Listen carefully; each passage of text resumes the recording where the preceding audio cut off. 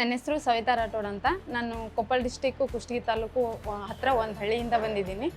ನಾನು first degree ಮುಗಿದ ತಕ್ಷಣವೇ ಅಂದ್ಕೊಂಡೆ, ಅಂದರೆ ಕಾಂಪಿಟೇಟಿವ್ ಫೀಲ್ಡಲ್ಲಿ ಹೋಗಿ ನನಗೆ ಫಸ್ಟಿಂದನೂ ಅನಿಸ್ತಿತ್ತು ಯೂನಿಫಾರ್ಮ್ ಇರೋ ಜಾಬೇ ತೊಗೊಂಡು ಅದರಲ್ಲೇ ಮುಂದುವರಿಬೇಕಂತ.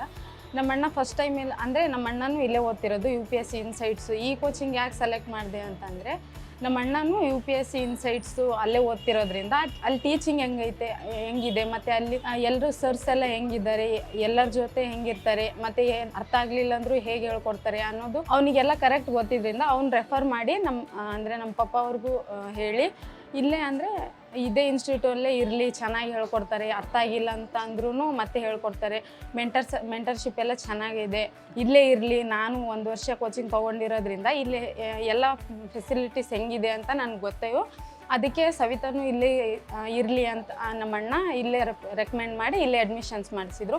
ಇನ್ನು ನಾನು ಕೇಳಿದ ಪ್ರಕಾರ ಹೇಳೋದಾದರೆ ಇಲ್ಲಿ ಕ್ಲಾಸಸ್ ಎಲ್ಲ ತುಂಬ ಚೆನ್ನಾಗಿ ಮಾಡ್ತಾರೆ.